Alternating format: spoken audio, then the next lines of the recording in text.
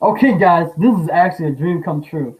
I'm interviewing Bob Doy from The Secret, the hit movie The Secret, and I got his book right here, which I really love, and I read it, and I think it's on point, and I think that it will help a lot of people with the law of attraction who's struggling, who know the law of attraction, who study, who watch The Secret.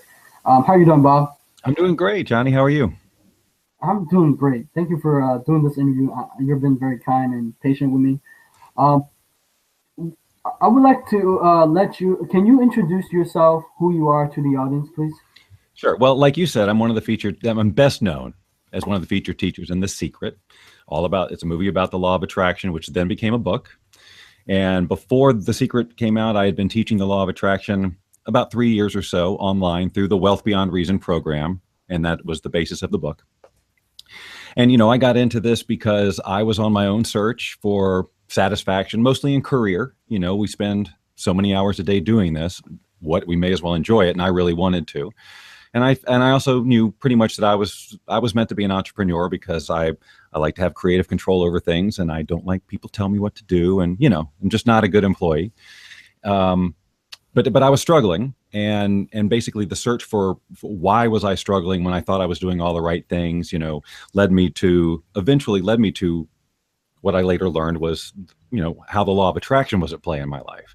And for me, my big aha moment was about the energy of my negative or limiting beliefs around money, which I really hadn't fully acknowledged at that time. But then when I learned a little bit about the quantum physics of our thoughts, that everything is energy, and then I could see where, oh, well, if I have this belief about, money, that it's hard to come by or whatever, then I can't be in alignment on an energetic level of attracting it. And that was the big aha for me, because my brain needed that sort of scientific connect the dot. I couldn't just go with the, new age woo woo sort of idea. I would have loved to, but I just couldn't. So once I had that aha moment, I got very passionate about sharing it with others. And so that was, in a nutshell, how I put together the first Wealth Beyond Reason program, put it out online. And 3 years later, Rhonda Byrne, who created The Secret, found that program as she was researching law of attraction teachers. And the rest, as they say,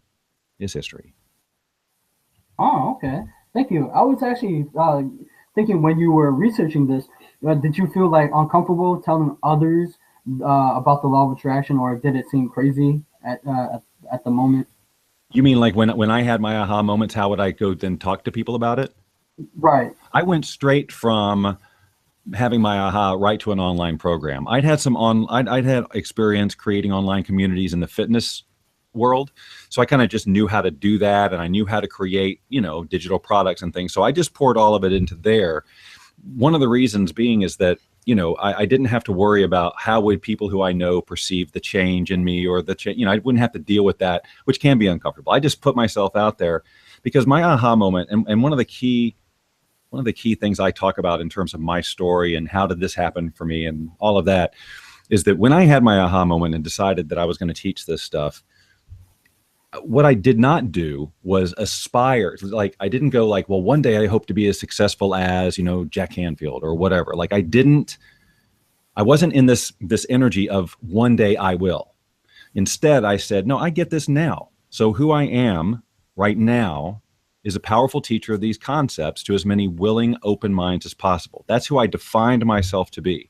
Whether or not I had all the information that I would eventually have or not, that's who I decided, that's who I'm shifting into being. And who you're being is such a huge part of what you're putting out there in terms of vibration, so that what you would attract. So if what you're being is someone who's trying to one day be, that will perpetuate for a lot longer than it needs to.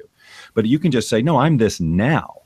And then I spoke with integrity with everything I could in that moment. But when I made that statement to myself and the universe, this is who I am, I just started getting these downloads. I mean, literally, like, so much information was coming to me, I couldn't write it down fast enough. And I was the Wealth Beyond Reason program, which started as, a few ebooks and a couple of audios that I put together, quickly grew into this massive curriculum with all these follow-up seminars and coaching Q&As and all this stuff, because it was just, the information was coming so quick. So I never was the reason I'm not hesitant or awkward about talking about the law of attraction, I don't go around in my everyday life and I'm not an evangelist for it. Like I don't beat people over the head with and say this is how you should. In fact, when I'm out and about and people ask me what I do, I kind of dread the question, because it's like, do I really want to get into this can of worms? Because I like to talk to people who are really open-minded and willing to. I'll never debate it with people. If they're like, well, what about this? I'm like, you know what? I'm trying to have a picnic today. I don't want to talk about this, whatever. But when I'm doing it how I like to do it, online through live streams or whatever, I'm totally in my power, and it doesn't matter what anybody else says. And I tend to attract exactly the right people, and the people who do want to argue with me or do want to debate, they just fall to the wayside because I don't give them any of my attention or energy. I think I answered about 5 questions there, but Yeah, it's okay. I know. I like. I was into listening to your story actually. You said download. What can you define download? What do you mean by download? It's yeah. like, Okay. So are you in tune? yeah, you know how sometimes you just know stuff. Like you just get. I mean, it's intuition basically. I mean, the way that I define intuition, which is this word that is used a lot in this conversation, is it's any communication from the universe. So we're communicating to the universe all the time. Right now, you and I are sending out a vibration, and we're saying this is what is. All right, that's basically what we're sending out there, and so the universe is always responding instantaneously to everything because there's no disconnect. We are in the same ocean of energy as everything else. So we have a thought, and the universe responds, and that response can come to us in many different ways. But if we're saying if we're just telling the universe, I want this, whatever this is, the universe is going to respond, and you're in the feeling like I have this now, then what the universe does is automatically respond to bring you into alignment with that as a reality. And now I'm trying to remember why I went down that road. You have to get me back on track. I was talking about Intune or download. Intuition, right? Intuition. So that information about like what action to take now. If you say this is what I want in my life, and then a situation shows up, an opportunity to take action or have a meeting or write a book or whatever comes to you, that's kind of your intuition. That's what's it's that knowledge that is coming to you in a response to whatever you're putting out there. And I call it downloads just to put it in into a way that people can understand. You download information from the internet. It was over there. Now it's in here. So I'm just all this truth about how things are would just download and literally like want to flow through me. Some people could call it channeling. There's so many different ways you could put it. I try to avoid any of the language that is associated strictly with like new age concepts and all that, not because I'm against it, but because a lot of people who are like me, skeptical, kind of just normal everyday people who wouldn't normally look at that conversation, I don't need them turning off the conversation just because I'm using a term that they're uncomfortable with. Because the fact is, it's all science, regardless of how we label it. So I try and use language that is generic and accurate as possible. So when I talk about energy and vibration in my courses and group coaching, we take some time on talking about what that really is and what it's not, so that people don't have this fairy tale idea of what the law of attraction is and how it works. Right. And when it comes to the intuition, how did you came by the intuition? Because I have to develop mine. You heard about where the spiritual awakening. I had that moment in 2013. I saw The Secret, but I was trying to understand it, and I tried to create vision board, but I wasn't successful until it clicked into me when I believed that wholeheartedly that if I believe that the universe will bring the circumstances, it will come. It's just that the vision board wasn't for me. Some people, I don't know how. Yeah, the vision board and all of these other tools that we talk about, they're not magic, right? What they're designed to do is to move you into vibrational alignment with what you want. So it needs to generate the emotion that is congruent with the fulfillment of that desire. If it does not, if you just look at it and feel nothing, or if you look at it and go, how am I ever going to get that, or that's too big, or where is it, you don't want, that's not the signal you want. It's just supposed to be a tool that triggers you into the feeling of now this is what that. And if it's not doing that, it's not serving its purpose. How did I learn intuition? That's a great question, because you don't know at first. We're not for the most part, we're not trained in any of this to follow our passions, to hear communication from the universe and all. We're just not we're not trained on any of that. So the way that I decided the biggest, I mean, it was following my intuition that took me from, getting all lost and why is nothing working to leading me to the information that led to the aha moment, in the law of attraction. So it was all about letting go of trying to figure things out. So I had been struggling for months. Why isn't this business working? Why is no one buying this? Why, why? So all in my head, wasn't getting anywhere. But I had been learning so much about all of this and this concept of sort of giving it up to the universe and, all of that. And I didn't know exactly what that meant because I'd never intentionally done it before.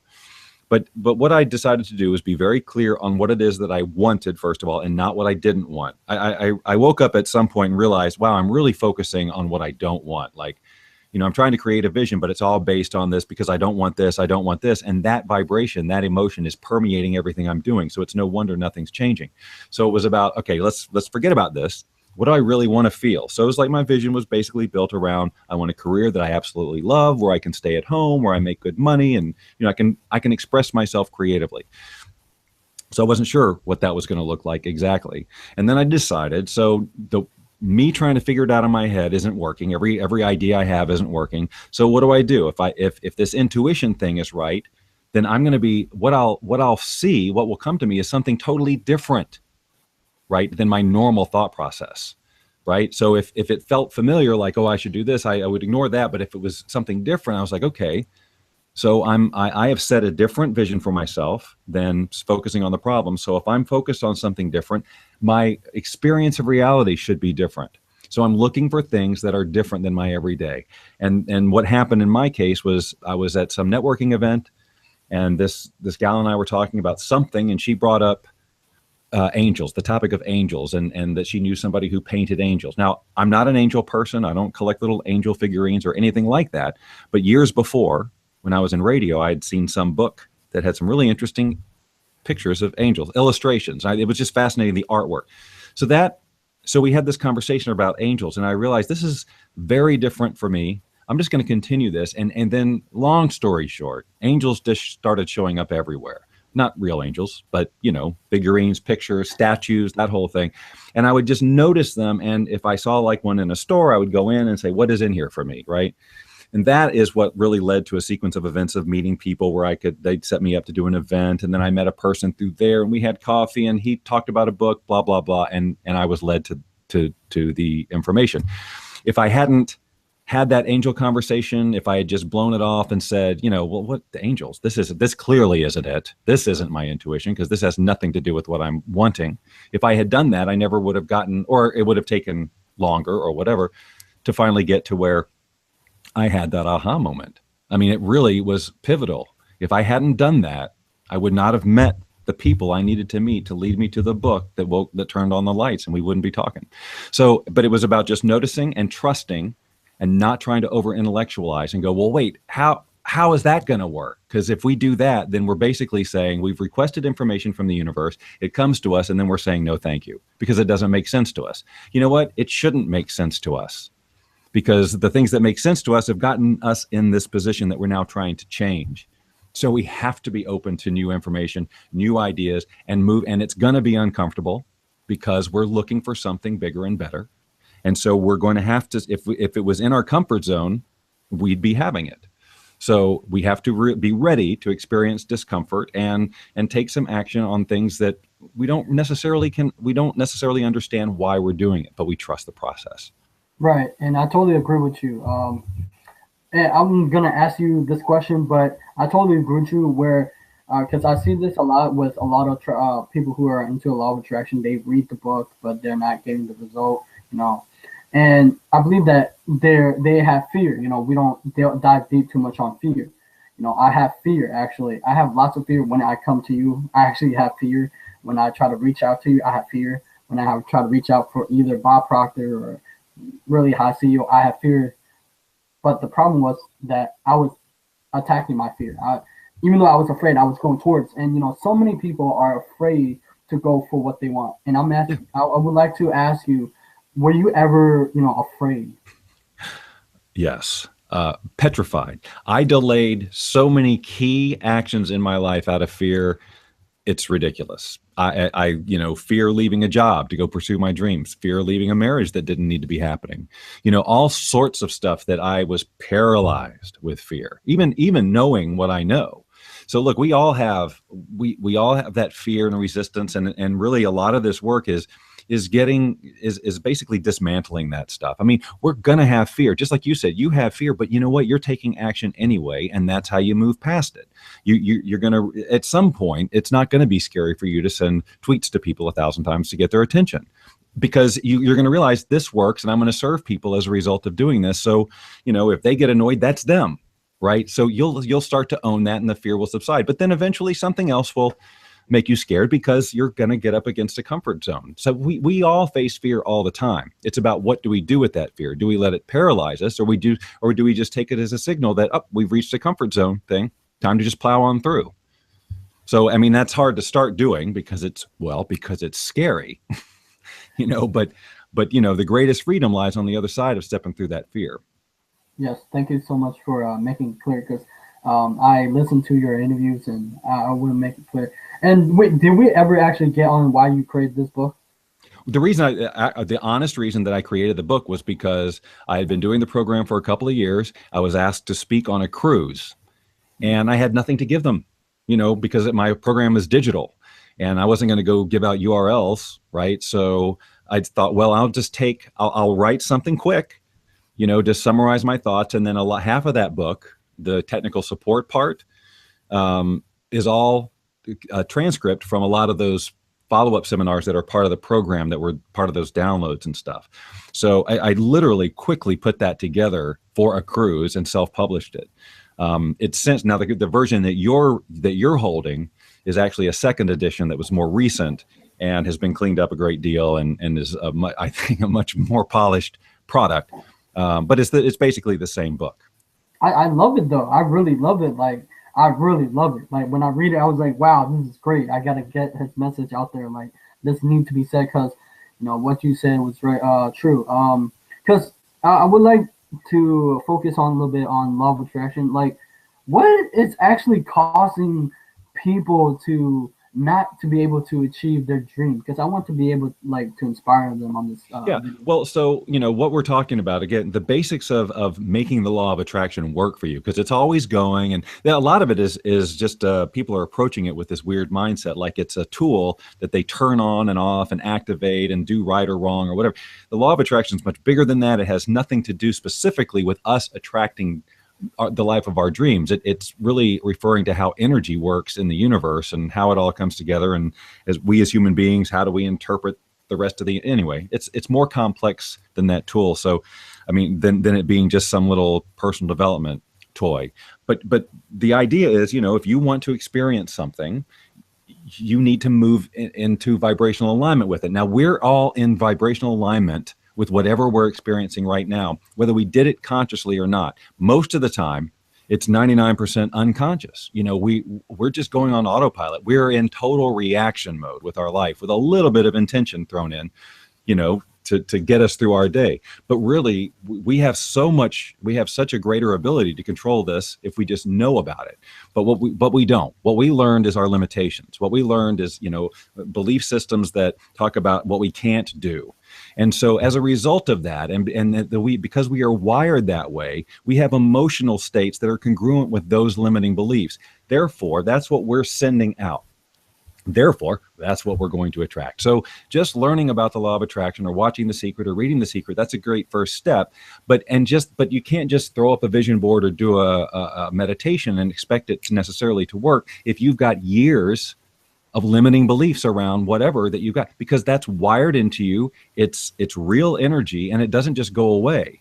But there are ways to deal with it, and that's what we deal with in all of our programs. And all, just how do you release that energy? How do you get rid of the resistance so that you can then move yourself? Because that resistance is literally acting like a force field. You can concentrate and meditate and vision board all day long, but still, if you've got this limiting belief, or you're going, well, where is it? I hope this works. I bet you this doesn't work. If that's what you have to be really clear on what you're really sending out there. because you can talk a good game and post inspirational quotes and be that, out there like that. But if you've still got your crap in there and you're not acknowledging it because you think, well, I can't look at that negative stuff because law of attraction. Well, I can guarantee you're not getting the results you want. And you're probably walking around disillusioned at the law of attraction. Why isn't it working? Well, because you haven't cleaned up the mess yet, and it can take some time. We've had our whole lives to adulthood or whatever till we wake up to this, that we've created just these programs, and they are literally hardwired into our brain. And so you have to start giving it new information so that you can rewire, and thus your emotional responses can be different and all of that stuff. So it takes some effort, but the thing is that it's totally worth it. The amount of time that it can take to undo a lifetime is such a small percentage, and then you can get back on track and actually create what you want. But if you refuse to do it, I don't have that kind of time. I don't have time to meditate, or I'm not going to buy a program. I'm not going to take coaching. Then you've made your choice. You've declared to the universe that you're not worth it. If that's what you're thinking, I'm not going to invest this much time to learn this, then okay, that's the choice you've made. But a lot of people get to the point where I can't do this again another day. I must live into my potential. I must follow my passion, or what's the point, right? And so those are the people I really like to talk to, because if you've seen my stuff, I'm super passionate about this. And I really, really want people to wake up and realize that if they've got a passion to do something, that they are here to do that. That's why they've been instilled with it. And everything that they're being told about why they can't do it is coming from the outside, and it has nothing to do with truth. I don't care what rationalization you give me. You can look out in the world and see too many examples of people whose situations are so much more impossible than yours will ever be, who have reached tremendous amounts of success. And it isn't luck. It's who they decided to be. It's how they put themselves out there. It's the conviction with which they live their lives. That is attractive. And not just to people, but to circumstances and situations that will propel you in that direction. But if you are living in this sort of, well, I wish I could do this kind of stuff, that's a very weak, namby-pamby vibration, and your results are going to be that way. And you're going to go around telling people that the law of attraction doesn't work when it's actually working perfectly. It is exactly responding to where you are emotionally. And if you don't want to take responsibility for it, and if you want to say, no, well, I can't, how can I be happy because this and this and this and this, then you've given away all your power. So, it's really, for me, it's about teaching people, look, wake up, right? Who are you listening to? What is that voice? Where did that voice come from? That ego, the insidious piece of the ego that is telling you you can't do something because as a child, you believed it when somebody told you a limiting statement. You believed it, and your ego has held on to that as truth, or you got hurt sometime and your ego wants to keep you protected, and that's its job. So anytime you start to say, I want something bigger and better for myself, that means that you're going to have to be somebody different, and your ego is all about your identity. Which means, so if you threaten that identity, the ego thinks you're trying to kill it. And therefore, it will throw everything it has at you to stop you from moving forward. Oh, you can't do this because remember you failed before. Oh, okay, that's enough. So if you aren't conscious of that, if you aren't aware that that's going to happen, what it sounds like is truth and reason and being rational and logical. That's what it feels like inside. You're right, I can't do that because what if all this? But that's all because it's just in here. But you don't really take the time to go, where did that even come from? Why do I even believe that? Is there any truth to that? Well, does that actually mean? And yet we don't ever even think about that because we're so programmed to just assume that it's truth. So that's why if you watch my stuff, it's all about, hey, be very aware of what's going on up here. Right. And I like what you're like really saying. I was really, I was getting, when you were saying, I was like, whoa, I'm getting goosebumps, right? And what do you think about like the ideas of societies and parents and teachers? You say a lot about programming. Like, what do you think about the ideas that they input into our mind? Well, here's the thing. For the most part, all those people are doing the best they can, and they've got their belief systems, which they acquired the way that they acquired them through their parents and all this. So we're dealing with it's like, for the most part, parents are not trying to limit us. They're not trying to have us not live our dreams. They're trying to protect us or whatever. So they'll say limiting things, don't get your hopes up, or some parents will just, some parents will, they'll just squash the dreams of their children because they didn't get to have their dreams. I mean, there's a whole wide range of reasons that people do that, but it really doesn't matter, because when it comes down to it, if you wake up, if you become conscious of the fact that limiting beliefs are always something from the outside and have nothing to do with truth, then you can start to be more conscious about replacing those beliefs with something that actually serves you, and actually being compassionate to those people who had those limiting beliefs that they thrust upon you.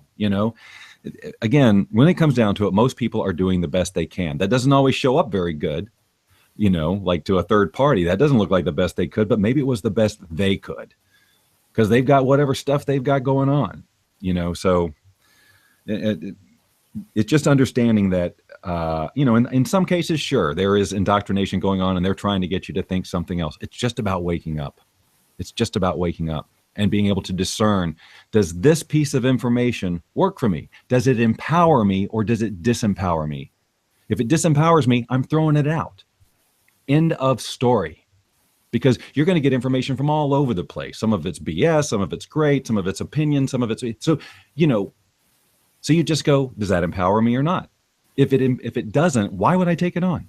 Why would I walk around carrying around energy that is disempowering, even if it feels true or whatever, when there's so many empowering thoughts you could have? So yeah, that is true. That is truly empowering thoughts.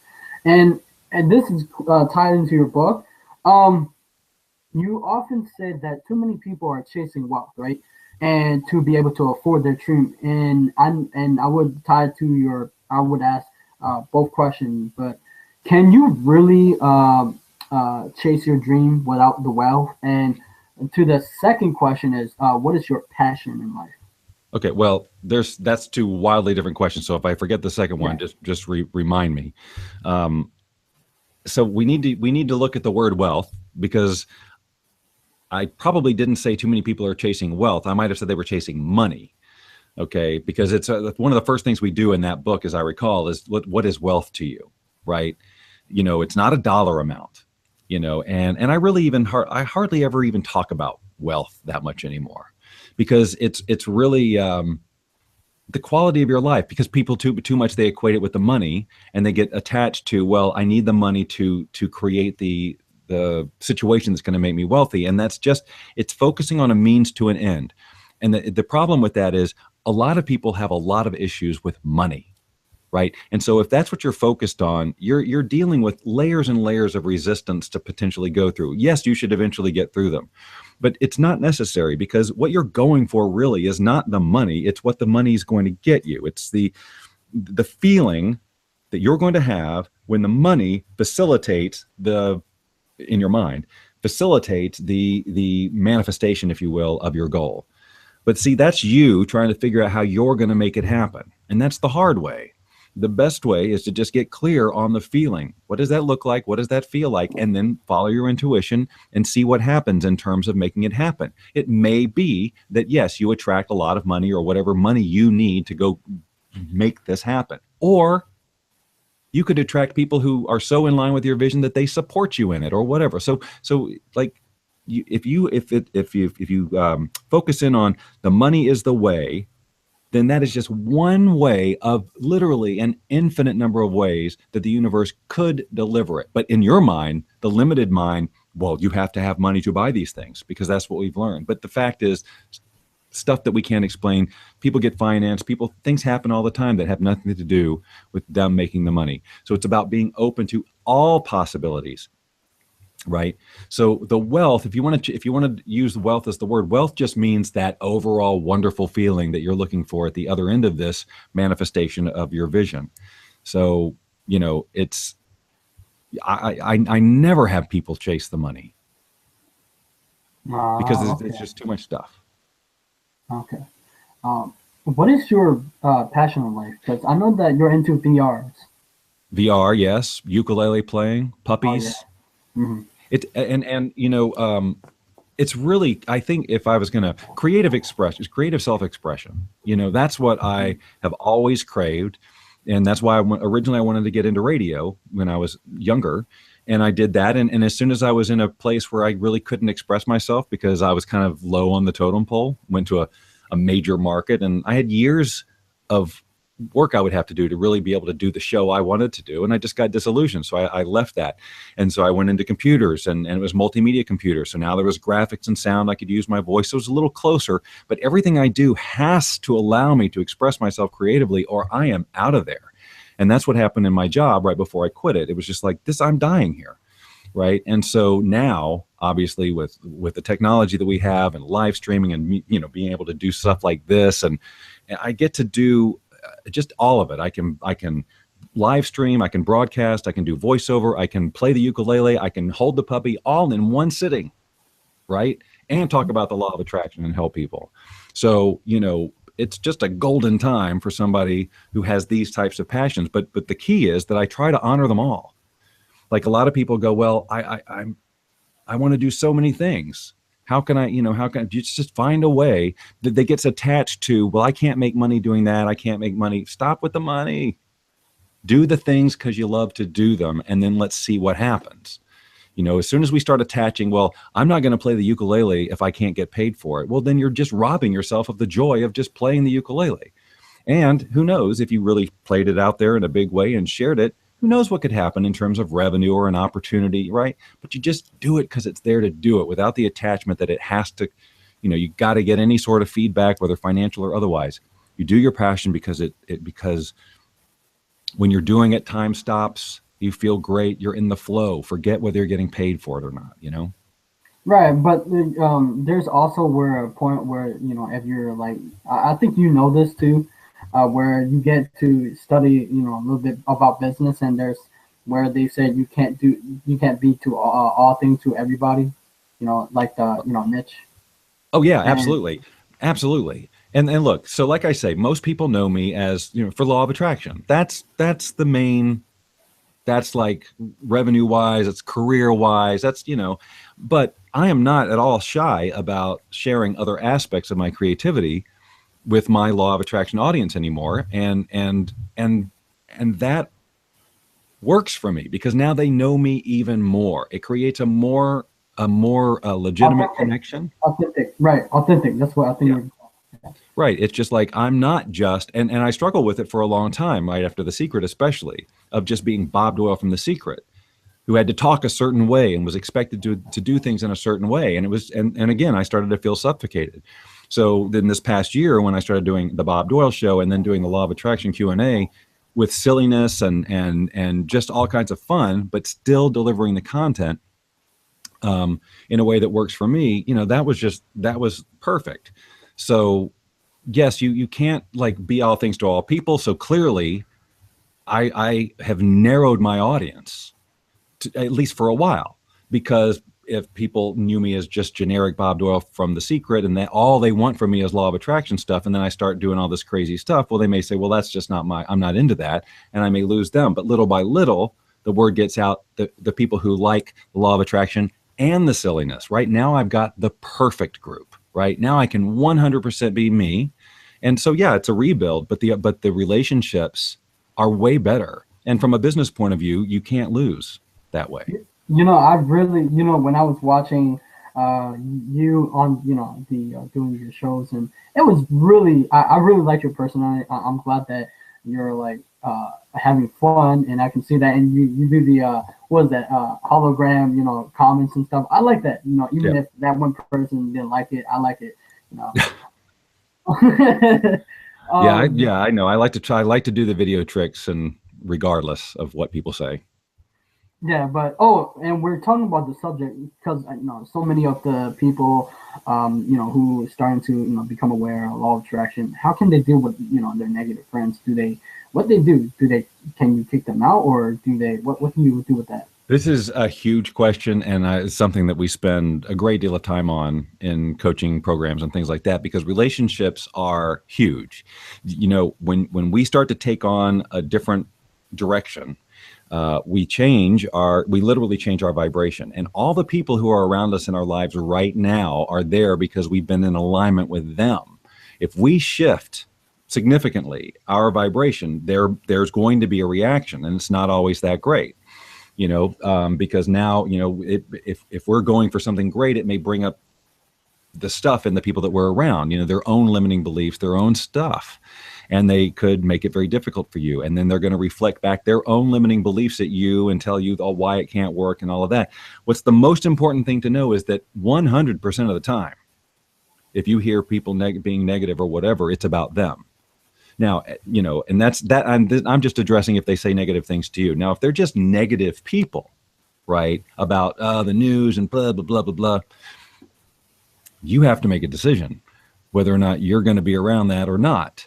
Because, it's very easy to get sucked into that. It's just not going to work for you to be a person who attracts wealth and happiness and joy and all of this other stuff and then hang around all these people who are negative. So that means that sometimes relationships evolve. Sometimes we have to let people go. And the reason, and while we've been trained to think that that's sad or, oh, what a shame, they're not, if it's not serving you, if it's not moving you forward, if it's not empowering you, then you have to really look at what is this relationship about? History, years, does that just because I've known someone or they've been in my life for this long, that means I have to have them in there forever, even if it's negative, if it makes me feel bad? No, right? No. And that includes family, by the way, sorry. But, but once you start owning the new you'll attract a whole new group of people. And they support you. They cheer you on. You get to be with them, and everybody's uplifted. And you won't miss that other stuff anymore. You may have memories of, I remember when it was fun, but you're not going to want to go back into the negative space again once you understand what it's like to be with a bunch of positive people. But that transition can be emotionally difficult.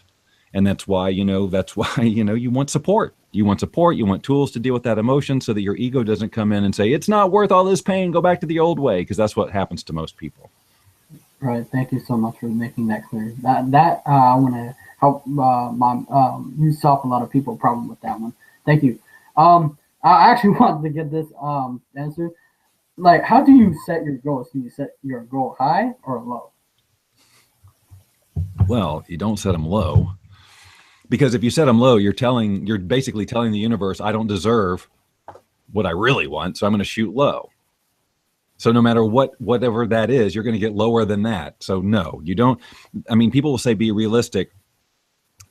The only reason I would tell people to be realistic, or people would say be realistic about your goals, is if they're attaching to a specific thing. Like if you say, I want to think big, so I'm going to try and attract $150 million, right?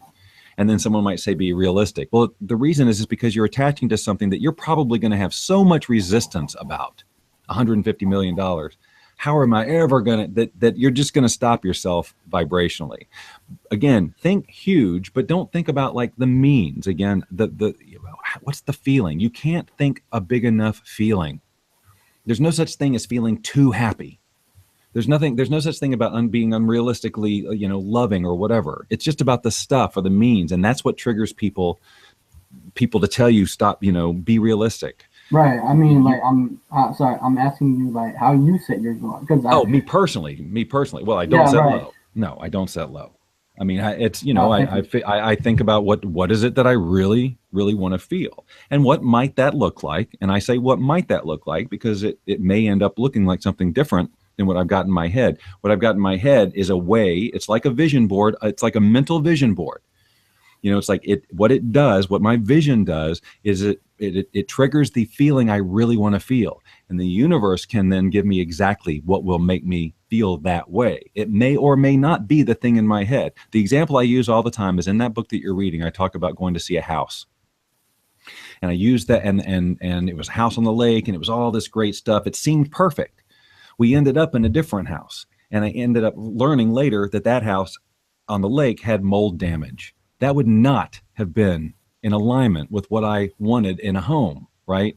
So I had a feeling of the freedom and the space and all of that. And that's what I ended up getting with the home that we ended up in. But if I had ended up in the lake house because I had forced it and said, no, it has to be this one, it has to be this one, well, I would have been dealing with a very expensive and yucky mold problem. So you're saying that we should be flexible because our goals can change and be flexible, right? We have to be, yes, our goal, our vision will evolve as we move through a comfort zone and then settle into a new one. Most likely our natural tendency will be for it to expand. And also sometimes when we have a vision, it gets us to a certain degree. And now that getting to that point now allows us to expand our vision even more. And it may take us off into a completely different direction, but we never would have gotten there if we hadn't taken that first set of steps. That's why it's all about trust and following and enjoying the process, enjoying the journey. Yes, I'm actually enjoying this journey right now. This one, what does success look like to you? You know what? It's just about freedom. That's the big core thing for me. Doing what I want to do when I want to do it. I'm kind of a brat in some ways about like scheduling stuff. Just don't tell me I have to be at a certain place at a certain time. I've gotten over it a good bit because now I schedule all these, interviews and coaching things. But for the most part, I really like to have the freedom. So it's about creating a lifestyle, career, whatever, otherwise, where I truly just get to do what I want to do when I want to do it. And when I find myself getting into a situation where I'm doing something I don't want to do anymore, it affects all areas of my life, and I have to figure out a way to stop doing it. And a lot of times that's just about delegation or saying, you know what, I'm just not going to do this anymore because it drains my energy or whatever. Like, for the longest time, I stopped sending email completely to my list, right? Because it's like, they're annoyed. I'm not having fun with it. I'm not going to send it anymore. I know I'm supposed to do that because that's how you run an e-business. But nobody wants this, and it's not fun for me to send it. So I just started doing live streaming, which is so much better. I've limited my audience tremendously to people on Facebook right now, right? For now. But I'm getting more satisfaction out of it than I ever have. And that's pretty much the point. And I know for a fact that the people that I'm helping through group coaching, which we do in the same live streaming format, they're getting my best work I've ever done. They're getting faster transformations, more, just more powerful, long lasting stuff. They've got the support and the whole thing. So it's perfect where I am right now. That's great. I'm happy for you. I can, when you say it, I can hear you're very happy in that place. So where can we actually find you, Bob? So I'm all over the place, but the best place to start would be boundlessliving.com. That's the name of my company, Boundless Living. And there, basically, you can link out to just about everything I do. I've got a YouTube channel filled with law of attraction information. I have a whole playlist of the archives of my live law of attraction Q&A stuff that I do on Facebook. You can go to Facebook and participate in those when I do those. I've got my books. I've got the Wealth Beyond Reason program. I have the group coaching that I offer every now and then. We're in session right now, so that's not open. But, everything can basically be found there. So if you get there, there is an option that, you could, anyway, you'll see. It's obvious. It's a website with information on it. Boundlessliving.com. There's lots there. You can download an app with law of attraction information or the Bob Doyle stuff. It's just, there's so much there. Yes. Thank you so much for doing this interview. I'm very grateful for you taking the time. I'm actually happy to do this, to be able to interact with you like this. And thank you so much. Well, I'm glad we finally got it done. It was great talking to you. Yeah, you too. All right. Thank you for watching so much. I hope this helped you, and I hope that you get to manifest or solve your problem of law of attraction. Thank you. Subscribe to my channel, like my video, and I'll see you next time. See you, Bob. See you. Bye-bye.